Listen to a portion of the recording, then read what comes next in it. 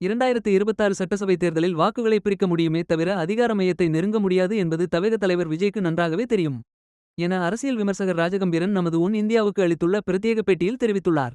தமிழக வெற்றிக்கழகத் தலைவர் விஜய் வியாழக்கிழமையன்று மதுரையில் நடந்த தவேக மாநாட்டில் உரையாற்றுகையில் பாஜக திமுகவை கடுமையாக விமர்சித்திருந்தார். இந்நிலையில் தவேக மாநாட்டில் விஜயின் பேச்சு குறித்து அலசுகிறார் மூத்த அரசியல் விமர்சகர் ராஜகம்பீரன். உன் இந்தியாவுக்கு ராஜகம்பீரன் அளித்துள்ள பேட்டியில் பேசுகையில் தமிழ்நாட்டு அரசியலில் அதிமுக பிளவுபட்டு வாக்கு வங்கிகள் தென் மாவட்டங்களில் சிதறிப்போயுள்ள நேரத்தில் வலிமை குறைந்துள்ளது. 40 விழுக்காடு வாக்குகளை எட்டுகிறவர்கள் தான் அதிகார மையத்தை அடைய முடியும் என்ற எழுதப்படாத விதியின் கீழ் அதிமுக இல்லை. 20 விழுக்காடு ஆக பாதிக்கும் குறைவாக வந்துவிட்டார்கள். எடப்பாடி பழனிசாமியை நம்பி வருவதற்கு எந்த தலைவர்களும் தயாராக இல்லை. தமிழ்நாட்டின் பெரிய சக்தியாக இருந்த அதிமுகவின் 2வது இடத்தை அடைய எல்லோரும் முயற்சி செய்கிறார்கள். பாஜக நாம் தமிழர் கட்சி என பலரும் முயற்சி செய்கிறார்கள். அந்த இடத்தில்தான் விஜய் வந்து நிற்கிறார்.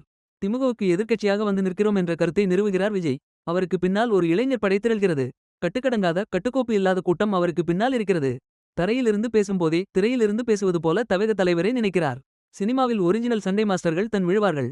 ஆனால் உண்மையாக விழுவதற்கு கதாநாயகன் எச்சப்படுவார். அவருக்கு டூ போடுவார்கள். அரசியலில் உண்மையாகவே பயிற்சி பெற்றவர்கள் பலர் இருக்கிறார்கள். சினிமா சண்டை காட்சியில் டூ போடுபவரை எப்படி விஜய் என நம்ப வைப்பார்களோ அதைத்தான் அவர் அரசியலில் செய்கிறார். அண்ணா உருவாக்கிய திமுக இன்றைக்கும் மிக வலிமையான கட்சியாக இருக்கிறது. எம்ஜிஆர் உருவாக்கிய அதிமுக இன்றைக்கும் பிரதான எதிர்க்கட்சியாக இருக்கிறது. இரு தலைவர்களுக்கும் இன்றைக்கும் பின்தொடர்பாளர்கள் உள்ளனர். 2026 சட்டசபை தேர்தலில் வாக்குகளை பிரிக்க முடியுமே தவிர அதிகார மையத்தை நெருங்க முடியாது என்பது விஜய்க்கு நன்றாகவே தெரியும்.